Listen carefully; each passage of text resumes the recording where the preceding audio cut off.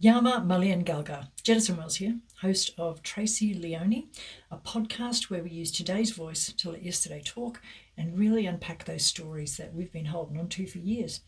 Now, first up, let's acknowledge the traditional guardians of the land on which we stand. And for me right now, that is the Tharawal people, which is near Robertson, New South Wales in Australia. Now, second up, let's make sure that you are in a safe place and that you'll be able to access someone trusted after this podcast, either in person or by phone, just in case our conversation, brings up some present or some old wounds.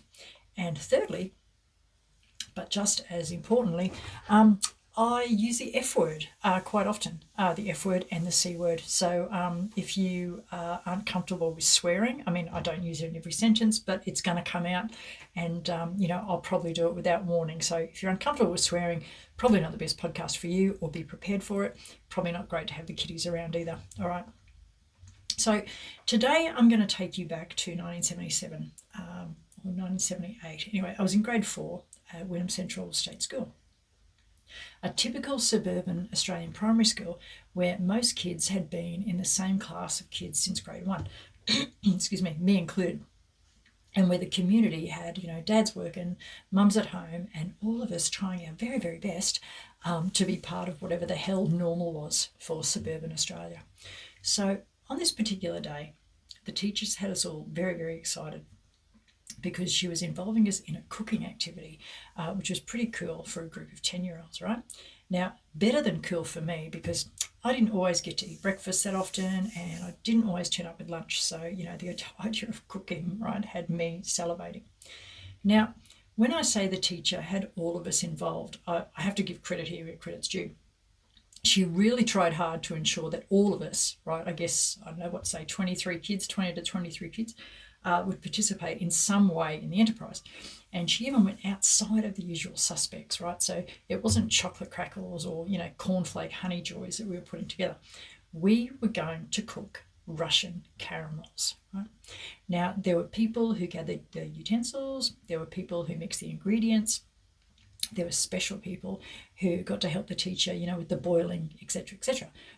Now, here I am, little TracyLeonie, desperately wanting to be the person who licks the spoon. Now, again, credit where credit's due. The teacher didn't actually allow anyone to do that, although I am dobbing David Ransom in because, the teacher might not know it. And you know what? For the life of me, I can't remember what her name was. But I think it started with an H. But when she put the spoon in with the utensils, for someone to wash, David Ransom did try to go back in when she had her back turned. Anyway. So sorry, Dave. Okay, 45 years later, I'm dobbing in. Now, I was not the popular kid, all right? I was the absolute opposite of whatever the fuck popular meant at the time, okay? And we'll get to the why and how of that, in future podcasts with my stories. But to suffice to say that I was afflicted with a bowel complaint, right?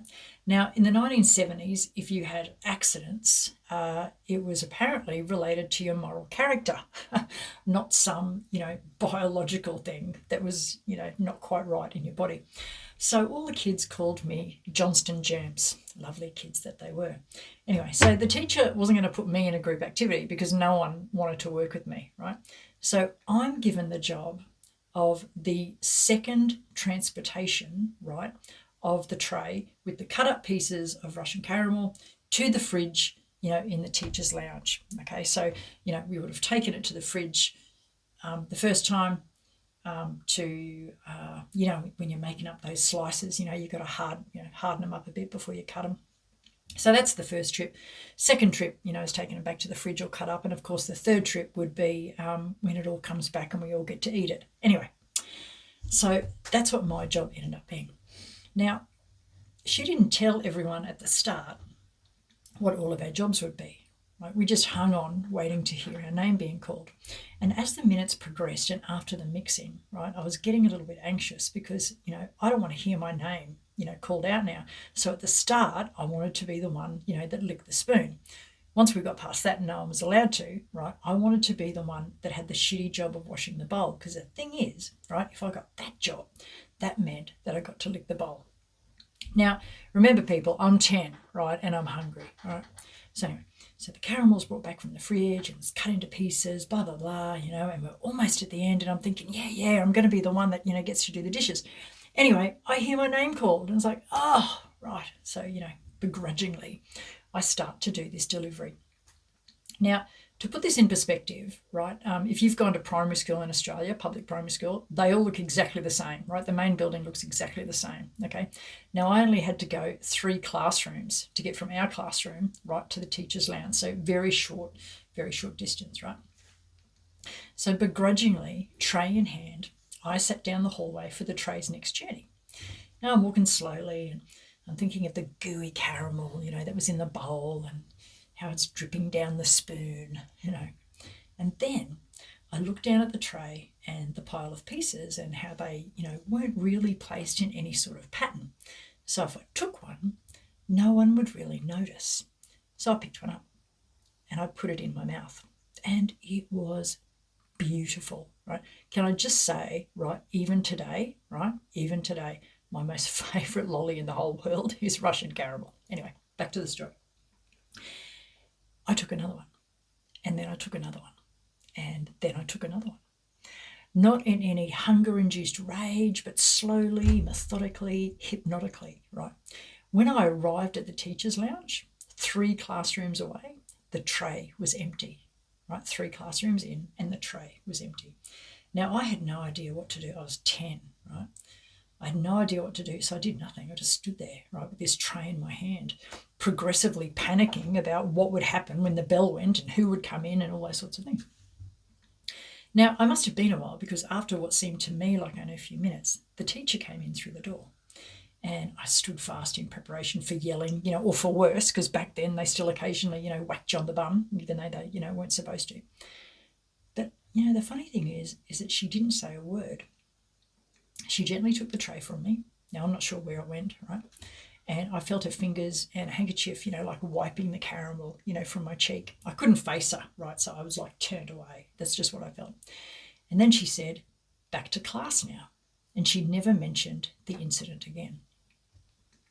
Now, the next day, right, I wasn't sure what to expect as we were all supposed to, have a cup of the tea. The next day, I wasn't sure what to expect as we were all supposed to enjoy the tray of sweets for morning tea. Now, I'd figured out that the teacher mustn't have mentioned the incident to anyone, as my parents never said anything, when I got home. And my classmates would have still been bullying me and calling me names if they got wind of it, right? So at around 10:30, I became a little bit anxious as I watched the student with the final job, right, of delivering the sweets, right, walk in through the door. Now, I don't know if the teacher bought them or made themselves the night before or, what was going on. But when that student came in through the door, right, there was a huge pile there, right? Pieces were piled atop each other and it was placed on the desk at the front of the room and everyone ran up to grab the piece of sugar heaven. Everyone except me. I was livid. I looked straight at the teacher. Right? She was collecting her accolades for a job well done because, hey, when you're 10 and the teacher gives you an activity of bringing lollies in, mate, that teacher's the best in the world. Now, at the age of 10, I didn't know what I was feeling. Didn't have any idea, but I knew it couldn't be calmed with melted butter and condensed milk. Now, if I had to ask you, right, without too much thinking, if I had to ask you to pick the most significant part of that tale, right, I reckon the majority of you would say, oh, the teacher forgave the student. How lucky for that little girl, right? And what a great teacher, going and making, another batch on her own. That would be the typical assumption. Well, I can tell you that the actual influence was quite different. That encounter supported all the other stories, right, that I was a poor, stinky, hungry kid who could never become anything of value. Now, that teacher, in about 3 seconds, assumed that I ate all of the sweets on my own. That was the only fact that she got right. I wasn't granted an opportunity to explain if I had help, if I accidentally dropped them somewhere, why I was hungry, okay, and of course, how the hell a skinny, underweight 10-year-old could possibly eat that much food. She took for granted certain assumptions, and those assumptions, in place of my own voice, were used to come to a conclusion. Yet another decision supporting the story of who I supposedly was. Now, for a very long time, and I'm talking years, right? So my opinion was that I was so pitiful that adults couldn't even be bothered rousing on me anymore, right? That's what I got from that event. That I was so far gone that I was just not capable of taking responsibility for my own actions. Now, realities are organised and they're maintained through stories, right? Good, bad, or ugly, right? They're maintained through stories. What we tell ourselves and what we tell our children hits hard the most. This story was just one more stone, one more weight, one more conclusion that was building up an ever-growing pile that eventually, right, I would not be able to see over. Now, that's the story I got. And I've got a different conclusion for you as well, okay? And for any professionals out there, this is based on the process of reauthoring. I was a 10-year-old child trying to survive and I was hungry. One of the most basic needs of human beings. It wouldn't have mattered if that tray was bread, fruit, or pasta sauce, or even raw spaghetti, okay? I would have eaten it. Conclusion, child hungry, child eats. To believe that I lacked moral character or composure or basic intelligence was unhelpful and inaccurate. I was hungry and I ate food. And if someone, anyone, would have questioned why, maybe, just maybe, my trajectory would have just slightly changed. But instead, that teacher chose the easy route and just went along with the same story. Now, my survival strengths didn't end there. They turned up a notch the next day as well. Right? Remember, I was talking about how I just couldn't eat. I couldn't eat the sweets. Something was wrong and I couldn't figure out what it was. It took an incredible amount of discipline not to eat the caramels, right, when they arranged for morning tea. I was 10. It took me years to piece this one together. But as an adult, right, if I feel that you are disrespecting me, I won't eat your food. And that was the very first time that it happened. The amount of parties and barbecues and family gatherings that I've been to where I've gone hungry is ridiculous and, of course, not mentally or physically healthy. But the first time that I started to, control my environment and fight back, even if it was, right, starving myself, right, that was a moment. That was a courageous moment, right? I recognised contempt and I was having absolutely none of it, even if I didn't know what it actually was. Now, the stories we tell ourselves matter, regardless of how insignificant we might view a certain event or a person or the words that we heard. We didn't become the adults that we are through experiencing one major event, right? It was through thousands and thousands of seemingly small actions and persuasions that influenced us along the way. And you know what? It's never too late to revisit those stories, just like I did with you there. When you revisit them, okay, ask yourself, what beliefs have you carried into adulthood that aren't really serving you that well? What are your motives for sustaining them? Where and who did they come from? And let me tell you, be very, very wary of everyday typical assumptions.